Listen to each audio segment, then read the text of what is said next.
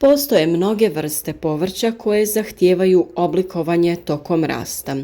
To je mjera koju prvenstveno provodimo zbog zdravlja biljaka, ali i kako bi dobili lijepo oblikovane i krupne plodove. O tome smo dosta govorili i nadamo se da ste slijedeći naše savjete uspjeli uzgojiti zdrave i plodonosne biljke, spriječiti pojavu oboljenja i štetnika, oporaviti ih nakon eventualne pojave istih. Stvarno smo se trudili u pravo vrijeme da vam donesemo potrebne savjete i vjerujem da su bili korisni. Pa ukoliko želite podržati naš predani rad, ostavite like ispod videa, podijelite ga sa prijateljima na društvenim mrežama, a svi koji želite da se duže vrijeme družite sa nama, zapratite naš kanal.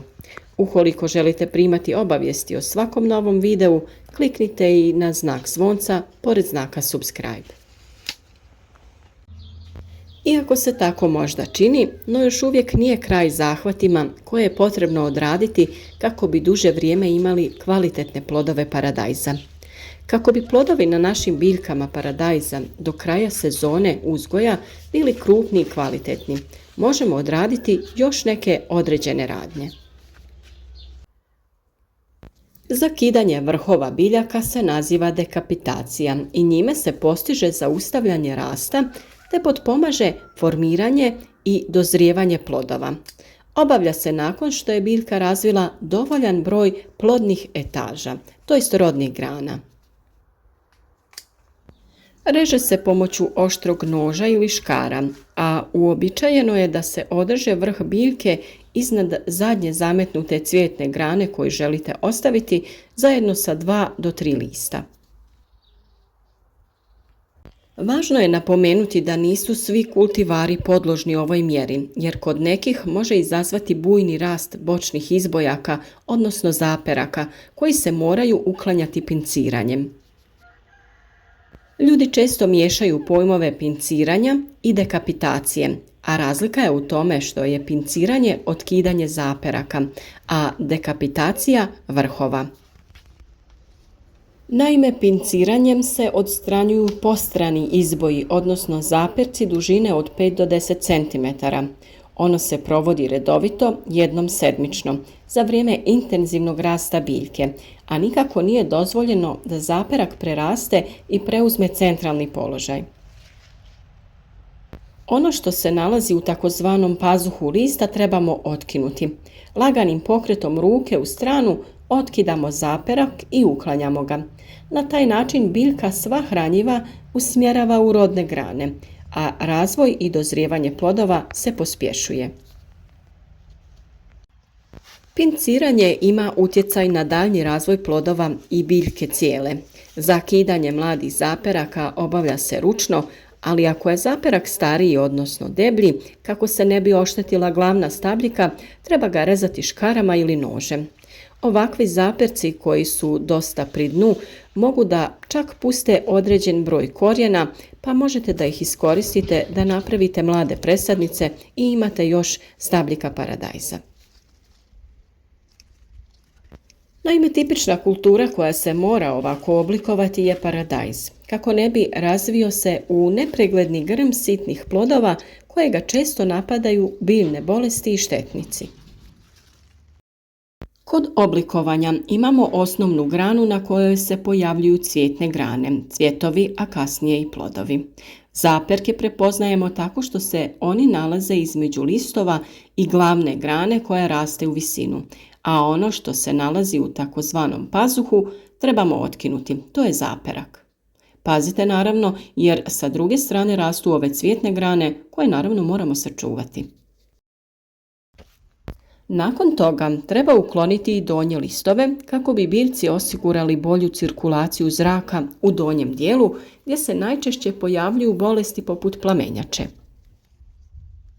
Kada svi plodovi na prvoj rodnoj grani dobiju svoj konačni oblik karakterističan za sortu ili još bolje kada svi plodovi dozriju, tada uklanjamo sve listove do te rodne grane. Taj postupak ponavljamo kako dozrijevaju plodovi i na sljedećim rodnim granama, na isti način. Imate poseban video o toj temi ukoliko vas zanima detaljnije.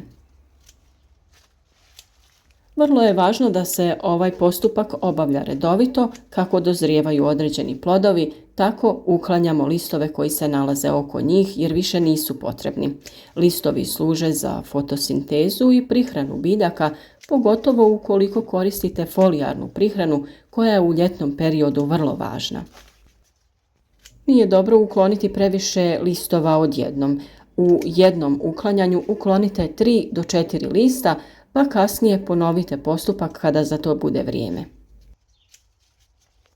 Na kraju, kada biljka dosegne određenu visinu, treba odrezati njen vrh i tako zaustaviti rast biljke, a energiju preusmjeriti u rast plodova. Prebrojite rodne grane i kada dođete do visine koja vama odgovara, tada odrežete vrh. Idealno bi bilo da se to odradi nakon 5., 6. ili 7. rodne grane. Možete ostaviti još koju etažu ovisno o tome koji su klimatski uslovi u mjestu gdje se nalazite i da li ima smisla ostavljati te plodove. Da li će oni uspjeti dozreti prije nego stignu niže temperature. Ovaj se korak ne mora nužno odraditi. Paradajz će tada rasti preko oslonca i vraćati se nazad prema tlu. Na taj način ćete imati veću količinu sitnih plodova, dok ćete dekapitacijom osigurati krupnije i zdravije plodove. Sve naravno zavisi o tome koje su vaše želje, ali svakako je važno do kraja vegetacije održavati zdravlje biljaka, pa je dekapitacija u tom slučaju preporučljiva. Što manje lisne mase, to manji rizik za oboljenja i štetnike, jer ukoliko se pojavi bilo šta od toga, morate znati da se i spore uzročnika oboljenja i štetnici zadržavaju na tlu i biti će prijetnja uzgoju u narednoj godini. Osim paradajza, pincirati se mogu i paprike, patliđani, tikvice, lubenice, dinje, krastavci i sl. Nekako je to kod ovih biljaka koje su svojevrsne puzavice još važnije da se radi, jer se kod njih na bočnim granama stvara veći broj ženskih cvjetova koji osiguravaju i veći broj plodova. Samim dekapitacijom određenih biljaka potičete stvaranje bočnih grana koje su njima potrebne i na taj način osiguravate i veći broj plodova. O tome smo također već govorili, pa razgledajte naš kanal i informirajte se o svemu što vas zanima.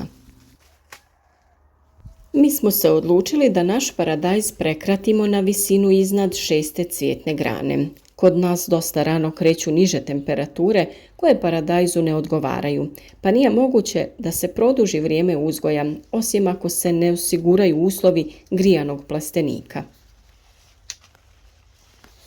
Također, kako bi zimi imali izvor vitamina i raznog zelenog povrća, već u septembru moramo osloboditi prostor u plasteniku kako bi uzgajali različite vrste salate, luka i mnogo drugo povrće.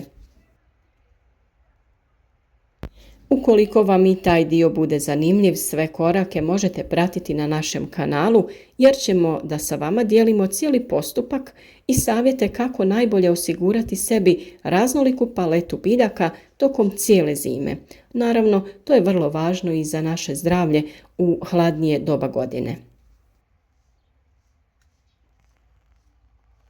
Vjerujemo da su mnogi uz naše savjete i u ovoj izazovnoj godini što se tiče vremenskih uslova ipak uspjeli uzgojiti razno povrće, spremiti dio za zimu kako bi uživali i tada u zdravoj hrani. Ukoliko vas zanima i postupak pripreme različitih salata, to također možete potražiti na našem kanalu gdje pokazujemo kako spremiti zimnicu bez konzervanasa uz samo nekoliko jednostavnih sastojaka.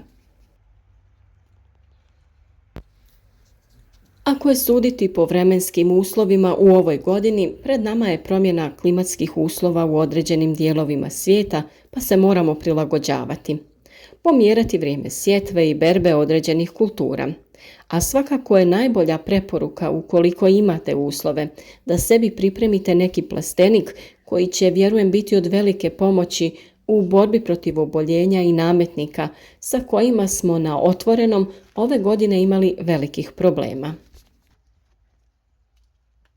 A mi ćemo i dalje biti tu za vas da isprobavamo nove metode i da sa vama dijelimo najbolje načine uzgoja biljaka kako bi zajedno što uspješnije uzgajali prije svega zdravo voće i povrće.